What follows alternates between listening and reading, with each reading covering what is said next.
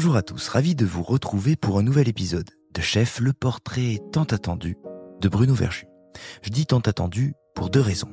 La première, c'est que vous êtes nombreuses depuis que le podcast existe, à me demander qu'il vienne enfin raconter son histoire, car le personnage éveille une forme de curiosité. Depuis toujours, il intrigue.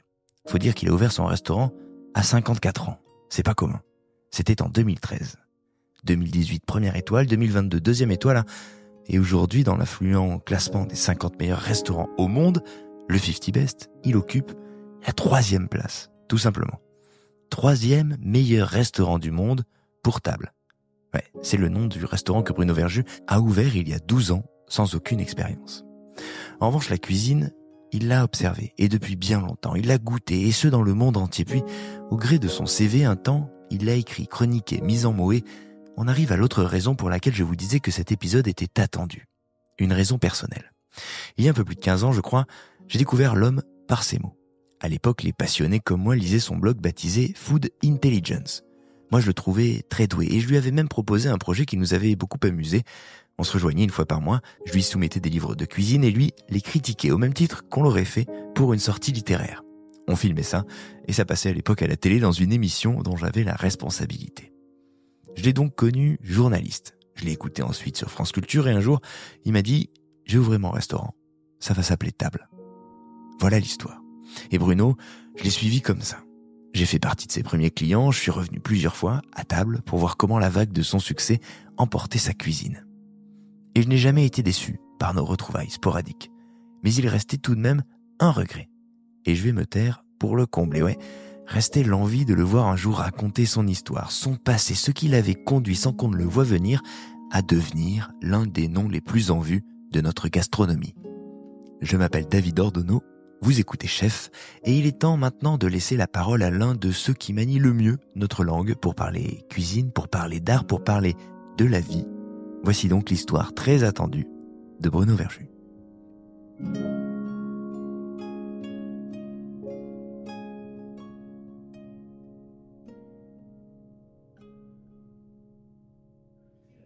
Ce qui est intéressant, c'est que tu sais jamais où ça démarre, en fait. C'est un peu comme quand tu écris un livre.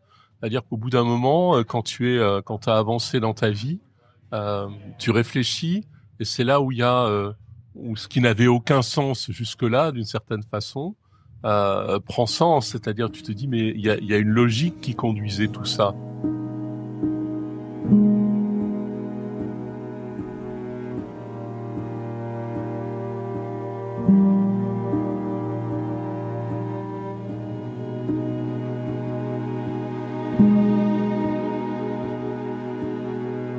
J'étais dans les années 60 à Roanne, où je passe ma vie beaucoup à Renaison, qui est 11 km de Roanne. On est encore dans un environnement, tu vois, très, où la ferme est jamais loin de la maison. Les commerces existent mais peu. C'est-à-dire que quand on veut du lait, on va à la ferme avec un bidon en métal blanc chercher du lait le soir à la traite. Quand on veut de la farine, on va au moulin. Quand on veut des poissons, on va les pêcher. Quand on veut des fruits sauvages, on va les ramasser dans les bois avec des champignons. Quand on veut de la salade, on va la ramasser soit au jardin, soit dans les fossés alentours pour ramasser des petites mâches ou tout un tas d'autres petites plantes. Comme des cressons de terre, tu vois, voilà, toutes ces choses-là. Et donc, tu passes ton enfance dans un environnement qui t'amuse beaucoup parce que c'est extrêmement sauvage. Tu es extrêmement libre. Il y a une liberté incroyable, à la fois dans la réalité, c'est-à-dire de pouvoir vivre en se baladant, et en même temps une collection que tu commences à constituer d'aventures imaginaires qui sont sans limite. Et moi, je me souviens petit, quand j'étais petit, à cette époque-là, pendant les vacances, on m'obligeait, comme tous les enfants de cette époque-là, je pense, à faire la sieste.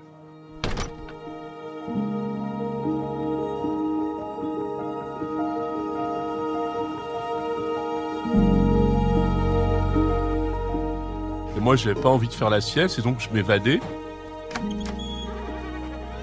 discrètement. C'est une grande maison et je partais vivre des aventures dans la rivière.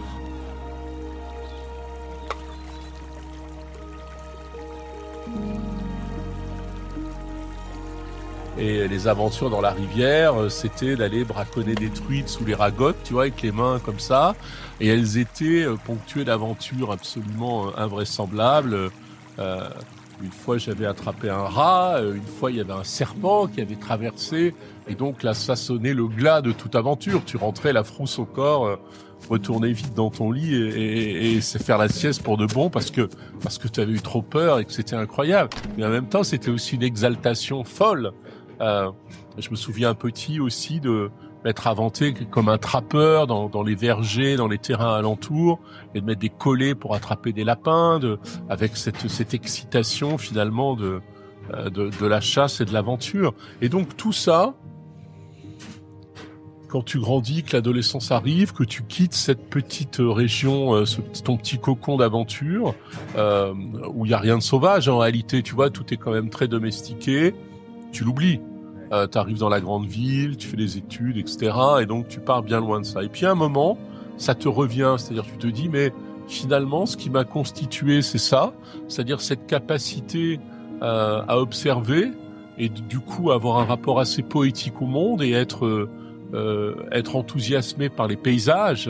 D'autant que, comme tu as commencé à nourrir ce goût de l'observation, de la rêverie, tu as nourri aussi un goût intense pour la lecture. Et donc, à un moment, c'est vrai que j'ai arrêté de m'extraire de ces histoires de sieste ou de temps de repos pour m'y consacrer, mais à lire, parce que je vivais des aventures sans bouger, et c'était merveilleux. Quand je suis en train de passer mon bac, le soir tard, j'écoute France Inter et j'écoute une émission qui à l'époque était assez extraordinaire, qui s'appelait Pop Club de José Arthur.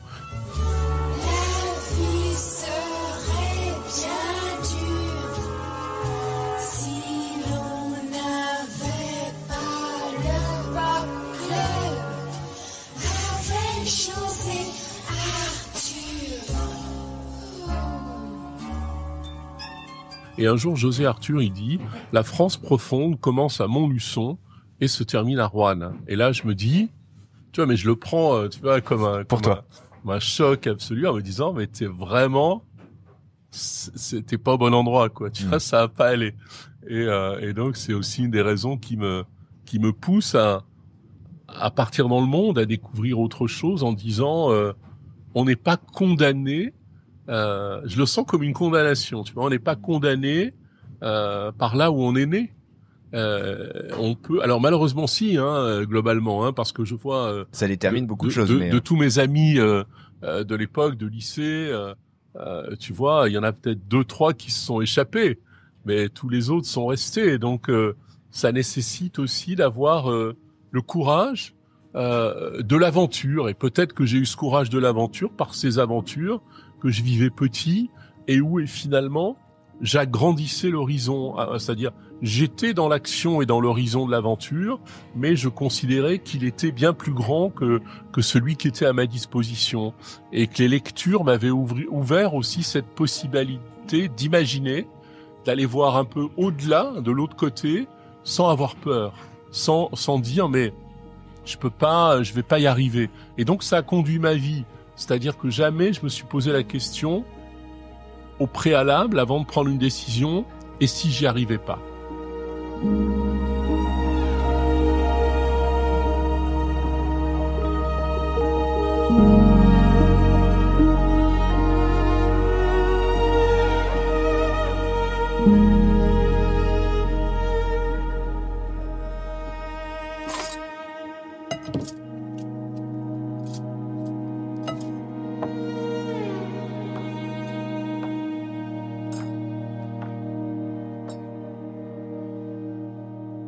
On a une toute petite famille, j'ai une mère, un père, un frère, donc nous sommes 4, et le rapport à la table, il est à l'époque, il n'y a pas de questionnement sur le rapport à la table. On déjeune et on dîne tous les jours. Et je parle pas du goûter, du petit déjeuner. Et on est à table, et tant que le repas est pas terminé pour tout le monde, on ne quitte pas la table. Tu vois, il y a une véritable organisation qui est mise en place, et puis c'est comme ça. Et pendant assez longtemps, quand t'es petit, tu parles pas à table, tu manges. Voilà. Et alors, qui cuisine? Mes parents, essentiellement ma maman. Mon père cuisinera un peu le week-end, tu vois. C'est l'époque où finalement l'homme s'arroge une forme de rapport aristocratique à la nourriture, donc il intervient le dimanche sur les grands sur des choses événements, un peu plus solennelles, ou alors il va faire des sauces, parce que le saucier c'est tu vois, c'est le roi de la cuisine, et ça l'est toujours un peu d'ailleurs aujourd'hui dans les grands restaurants. On considère que la grande cuisine française c'est la cuisine de la sauce, et si tu fais pas des sauces, tu fais pas de cuisine, quoi. Ce qui est intéressant, mais ce qui est pas le cas du tout au Japon, par exemple, etc. Mais la France, c'est ça. Et donc voilà. Et donc on est nourri très simplement. C'est une famille assez modeste, mais on mange toujours très bien. Et encore une fois, il y a un rapport au quotidien à la nourriture. C'est-à-dire, tu manges une salade le midi, c'est que tu allais la ramasser à midi moins le quart au jardin, que tu l'as nettoyée, assaisonnée et tu la manges. Donc il y a finalement, il y a ce rapport aux énergies vitales. Tu manges des pommes, tu les as cueillies, tu vois, voilà, c'était parce que ça fait partie des choses normales. Il viendrait pas à l'idée d'aller acheter une salade dans un magasin, certainement pas dans un sachet plastique, ça n'existe pas. Et donc voilà, tu vois. Et puis il y a ce rapport encore au monde presque avant moyenâgeux, où finalement dans cette région-là, il n'y a pas de frontière entre le cultivé et le sauvage. C'est-à-dire que tu peux aller ramasser une salade dans le jardin que tu as cultivé, et puis à côté ramasser une poignée de mâches dans le talus, tu vois, ou des orties pour faire des orties avec des œufs, qui est une chose que j'aime toujours infiniment. Et donc du coup, tu sais pas, mais ça implémente ton goût, et ça implémente probablement aussi le rapport que j'entretiens et qui est très particulier, qui est confirmé des années plus tard par mes séjours en Chine, à l'énergie des aliments, c'est-à-dire où tu sens que ce qui va te nourrir, et ce qui va te nourrir bien, c'est des vibrations énergétiques, et parce qu'elles sont en harmonie, en rapport avec toi. Et que une des choses que je déteste le plus au monde, et je l'ai compris tardivement, notamment par beaucoup de restaurants et de grands restaurants que je n'aimais pas, que je n'appréciais pas, où je me sentais pas très à l'aise en réalité, c'est parce que la cuisine y était morte.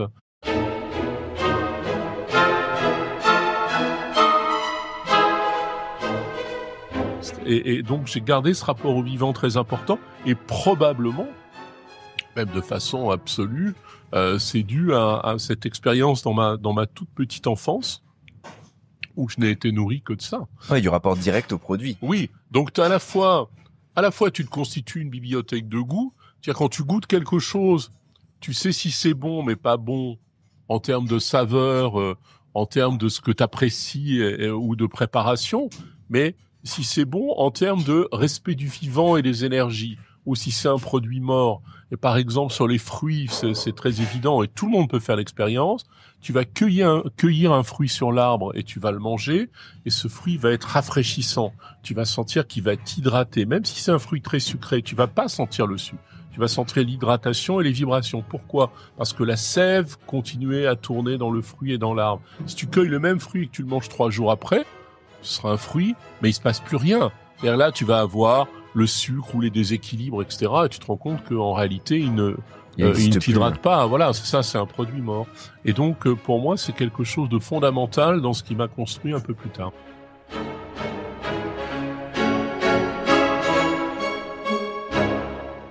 Comment on emporte tout ça et vers où on va? Parce qu'à l'adolescence, quand on change parfois d'environnement, par les études ou par ce qu'on doit faire, le chemin qu'on poursuit, le rapport à l'environnement change un petit peu. Toi, tu vas aller vers où après, quand tu quittes justement ce paysage? Moi, quand je quitte cet endroit, je vais à Lyon, je fais médecine à Lyon, et tu manges mal, mais tu t'en fous. Tu manges à la cantine ou tu manges au Crous, tu vois, donc c'est pas... encore aujourd'hui, je suis pas sûr que ce soit ceux qui aient la plus haute réputation en matière de qualité de cuisine et du vivant. Donc tu manges mort. Après, je suis en Californie, tu manges encore plus mal. Mais attends, mais qu'est-ce qui te donne envie d'aller en médecine, et qu'est-ce que tu vas faire? Je vais en médecine parce que j'ai pas le choix. Parce que mes parents m'obligent à aller en médecine, tu vois. C'est le Graal. Tu vois, genre, voilà, c'est le Graal, absolument, et voilà. Moi, j'y crois peu, c'est pas trop mon truc. En même temps, je suis assez content d'être libre et d'être à Lyon. Mais encore une fois, je commence déjà à être dans ces espèces de facettes de moi-même. Et donc, pendant que je fais médecine, je fais aussi de la photographie. Et j'adore ça. Et puis du coup, je commence à faire un peu plus de photos. J'ai la chance de collaborer un moment avec l'agence Gamma, l'agence de presse. Donc je fais quelques reportages qui me conduisent aussi aux États-Unis. Et c'est comme ça que je découvre les États-Unis et que je vais aussi en Californie. Et donc je m'évade.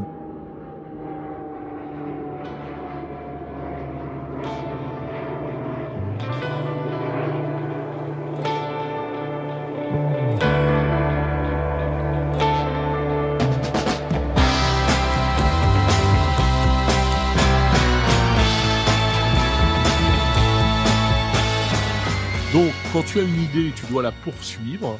Ne pas écouter ce que les autres vont te dire, parce que la terre entière va te dire « Ah non, mais arrête », etc., etc. Et dire « Mais non, mais moi j'y vais, quoi, j'y crois. » Et voilà. Et donc, à la condition d'être extrêmement consistant et d'être extrêmement travailleur, on réussit toujours. Sauf à avoir vraiment la pire des idées, auquel cas, ça va encore aider plus que d'aventure, parce que... au moins, tu auras été au bout et tu vas apprendre terriblement de ton échec. Ça, je l'ai appris vraiment en Californie, où on a peur de rien, en tout cas à cette époque-là, dans les années 80. Et tu y vas pour vivre quoi, là-bas, en Californie? Alors, c'est les rencontres, j'y suis allé déjà, et puis j'y vais pour étudier le marketing et l'entreprise, quoi. Donc là, on a oublié la médecine. Oui, complètement. J'ai quitté médecine et je sens que j'ai envie de faire du business.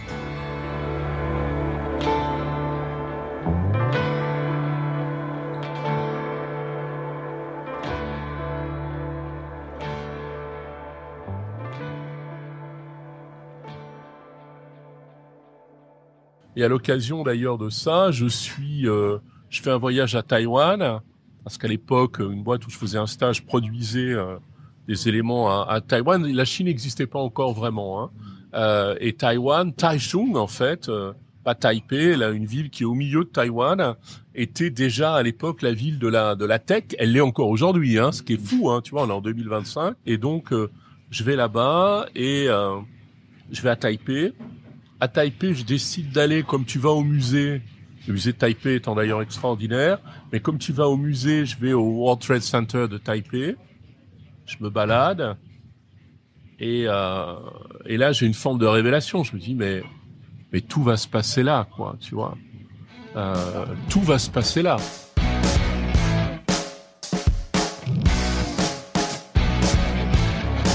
C'est le Far East, quoi.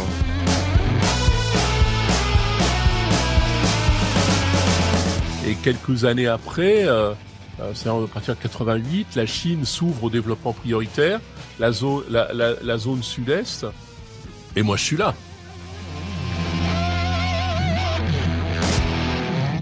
Je comprends qu'on peut tout fabriquer, que personne n'a idée en Europe, en France en tout cas, de ce qui se passe vraiment, que tout le monde cherche à faire des économies et plus de marge, et que des choses qui se vendent 100, on peut les acheter pour 1, les vendre 40, et qu'on est bien moins cher que les autres. Et donc, je commence effectivement à trader des choses paramédicales, du packaging, des goodies, enfin un peu tout ce que me demandent les grands groupes. Et c'est comme ça que je me retrouve à passer 18 ans de ma vie entre la France, le reste du monde, et puis beaucoup la Chine. Puisque tout ce qui était à Taïwan a migré dans un premier temps à Hong Kong côté nouveau territoire, et puis a franchi la frontière au fur et à mesure où le business s'ouvrait. Et là, je vis une aventure extraordinaire, c'est-à-dire qu'elle est à la fois une aventure d'homme d'affaires, une aventure extraordinaire de voir aussi des villes qui n'existaient pas se construire, où on va tout inventer, tout fabriquer, on travaille jour et nuit pour construire des routes, des places, des immeubles, des hôtels, des buildings, des usines, etc., etc. Et donc cette région-là devient l'usine du monde. Donc c'est tout à fait passionnant de le vivre. Et là aussi, je me retrouve à nouveau plongé dans des aventures incroyables, comme dans ma petite enfance, et des aventures gastronomiques incroyables aussi, parce que la cuisine chinoise, en tout cas cantonaise, est une cuisine de l'instant, c'est-à-dire où le vivant prévaut sur tout. Tu vas au restaurant, tu choisis un poisson dans un aquarium où tout est vivant, quoi. C'est même, y compris à cette époque-là, avec des abominations parce qu'il y a des gens qui commencent à être très riches et qu'on veut leur offrir des fantasmes alimentaires, et les Chinois sur l'alimentaire ont des fantasmes au-delà de toute limite.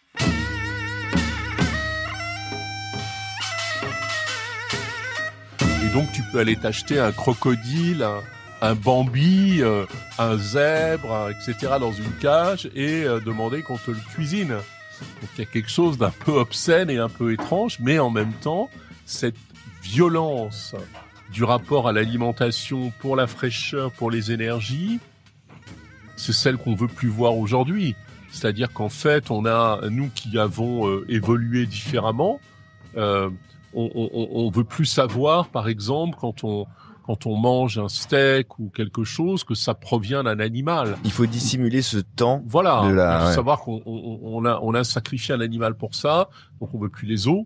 On veut plus savoir, tu vois, c'est-à-dire la forme la plus achevée de la consommation de protéines animales, c'est le hamburger, parce que finalement rien, d'une certaine façon, ni même le goût, ne peut le relier à un animal vivant. Voilà, c'est intéressant. Alors qu'en Chine, au contraire, à cette époque-là, et encore aujourd'hui un peu moins, mais encore, au contraire, c'est-à-dire qu'on va aller non seulement le relier à l'animal vivant, mais tu vas voir le défilé de l'animal vivant avant de le bouffer. Donc c'est vraiment un autre rapport au monde. Et même si quelquefois je suis pas dans ces narrations-là, même pas du tout, je trouve ça intéressant. Et d'une certaine façon, ça va venir réalimenter mon imaginaire autour de la nourriture et de la connaissance des produits, et de la connaissance des cuisines, comme je l'avais connu quand j'étais tout petit. Donc, je suis un jeune homme, j'ai 28-30 ans, et je redémarre finalement un nouveau cycle, tu vois, dans ce rapport à l'alimentation.